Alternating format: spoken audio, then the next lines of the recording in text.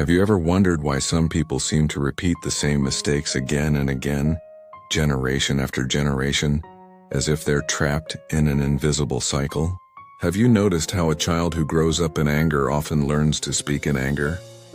Or how someone raised around fear tends to doubt their own strength for the rest of their life? It's not magic and it's not destiny. It's something far more subtle, what we absorb without even realizing it. Before we dive deeper, take a moment to subscribe to this channel. If you love deep reflections about personal growth, truth, and inner strength, this space is for you. Together we explore how the patterns of the past shape who we are, and how to finally take control of them to build the life we truly deserve. From the moment a child opens their eyes to the world, the process of learning begins not through books or lectures, but through imitation. Every smile, every tone of voice, every reaction becomes a lesson. A baby learns not just how to walk, but how to live, and by watching those around them. We all imprint. We all copy, model, and mirror the world we grow up in. A child doesn't learn kindness because someone told them to be kind. They learn it because they see kindness in action. A young mind doesn't learn discipline by hearing rules. It learns it by observing it. And the same way, a person doesn't grow up lazy, impatient, or dishonest overnight. They watched it, absorbed it, and carried it forward, like a mirror reflecting everything it was shown. This is the law of imprinting, not just in animals, but in people.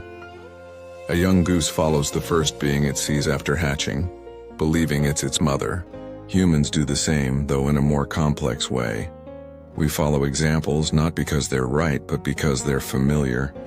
That's why many adults keep repeating patterns they once swore to escape. The child of an angry parent becomes an angry adult. The child of a fearful home becomes afraid to take risks.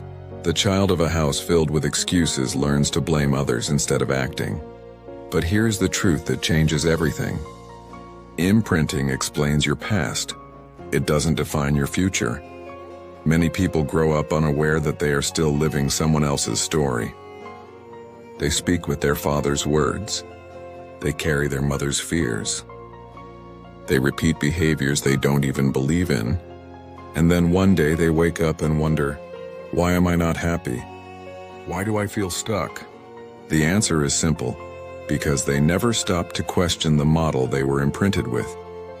If you grow up in a home where complaining was normal, you'll find yourself surrounded by excuses. If you grow up in a home where reading and learning were part of daily life, you'll likely stay curious forever. If you grew up around people who believed in working hard, paying their bills, and respecting others, you'll probably do the same. Not because you're forced to, but because that's how your subconscious learned to survive. Imprinting is powerful. It builds your beliefs about who you are and what you can achieve, but it also limits you if you never pause to examine where those beliefs came from. Think about this. Every time you say, "I can't," whose voice is that? Is it truly yours, or is it something you heard years ago? From a parent, a teacher, or someone who didn't believe in you? Every time you find yourself reacting with fear, anger, or doubt, ask yourself, am I living my truth or someone else's imprint? Many people go through life blaming their childhood for their failures, saying, I was raised this way. But that excuse can only last so long. At some point, life demands accountability. Yes, you learned by example, but as an adult, you are responsible for deciding which examples to keep and which ones to break. The beautiful part is that human beings can re-imprint themselves. You can choose new models. You can learn from people who inspire you. You can unlearn what limits you and rewire your habits through awareness and repetition. But the first step is honesty. To face the truth about your role models. Who have you been copying all this time? Who shaped your beliefs about money, love, success, and happiness? Who taught you how to react when life hurts? And most importantly, are those models worth following?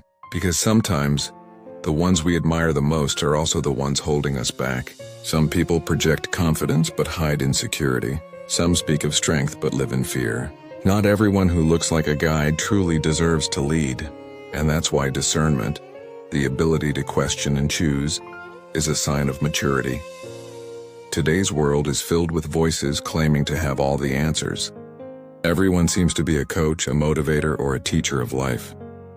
But if someone hasn't mastered their own journey, how can they guide anyone else? It's like hiring a captain who's never crossed the sea, trusting them to lead you through the storm. True guidance doesn't come from titles or certificates. It comes from experience, from scars, from having fallen and risen again. You can only teach others to climb if you have walked the mountain yourself. Never trust a mentor whose life contradicts their words. If a financial advisor has no control over their own finances, they cannot help you. If a relationship coach lives in chaos, their advice will only add confusion. If a motivational speaker complains more than they act, their message is hollow. Always look for truth, not charm. Look for results, not reputation. A real role model doesn't just speak, they live their message. And even then, remember this: you don't need to follow them blindly. Learn from them, but think for yourself. Use what works and leave what doesn't, because the ultimate teacher you'll ever have is life itself. The best mentor is your own experience, and the greatest coach is the voice inside you when you finally stop making excuses. Every person carries the power to change. The problem is that many give that power away to others, to fear, to laziness, to the illusion that someone else will come and fix everything. But here's the hard truth: no one is coming. No coach, no guru, no savior can live your life for you. Help is fine. Guidance is useful. But responsibility, that's yours. You can read every self-help book, attend every seminar, listen to every podcast. But if you don't act, nothing changes. Transformation doesn't happen when you're inspired. It happens when you take the first uncomfortable step. The best helping hand you will ever find is the one at the end of your own wrist. Because that hand, your hand, was the one that builds, writes, creates, and changes your destiny. People often say, "I need someone to motivate me." But real growth begins when you stop waiting for motivation and start relying on discipline. Motivation fades, discipline lasts. Motivation pushes you for a day. Discipline builds you for a lifetime. Every great transformation begins with one simple realization: no one is responsible for your mess, but you. And the moment you accept that truth, you free yourself from blame and weakness. You stop paying others to clean up what you broke. You stop outsourcing your responsibility. You stop being a victim of your past and you start being the author of your future. So if you truly want to change, stop asking, "Who can help me?" and start asking, "Why and what can I do today to become better than yesterday?" Maybe the answer is to wake up earlier. Maybe it's to study something new. Maybe it's to apologize, to forgive, to start again. Whatever it is, do it yourself, because no one else can live your life for you. Those who succeed are not the ones who had perfect beginnings.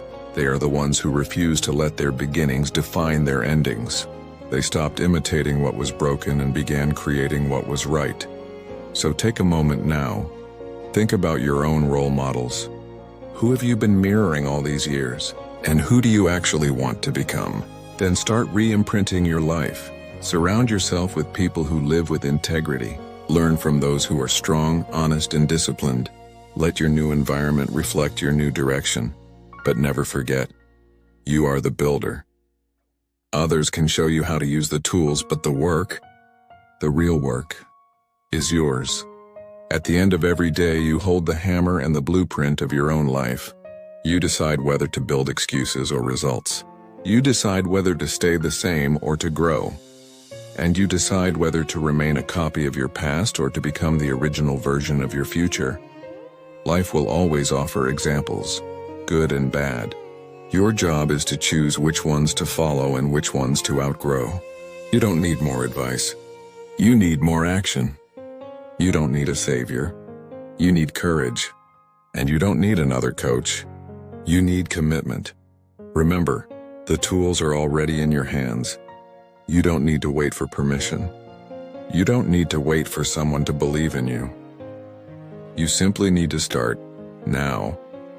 Because the moment you decide to take responsibility for everything in your life, you take back your power to change anything in your life. So stop living on autopilot. Stop repeating what others have done. Stop being a reflection of your environment. You are not what happened to you. You are what you choose to become. Choose awareness.